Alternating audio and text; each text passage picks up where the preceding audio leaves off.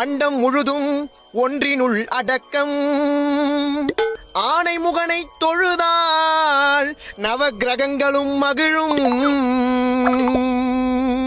ஐ காசு. நல்லதே நடக்கும், நல்லதே நடக்கும். டேய் என்னடா கத்தின்னு இருக்க? 9 கோளும் ஒன்றாய் காண பிள்ளையார் பட்டி வர வேண்டும். என்னடா பண்ற? மா இங்க என்ன நாள் தெரியுமா? விநாயகர் சதுர்த்தி. உன்னை கட்டினவர் யாரு? உங்க அப்பா. அந்த அம்மனுக்கு நான் எப்படி புள்ளியோ அதே மாதிரி சிவனுக்கு விநாயகர் புள்ள.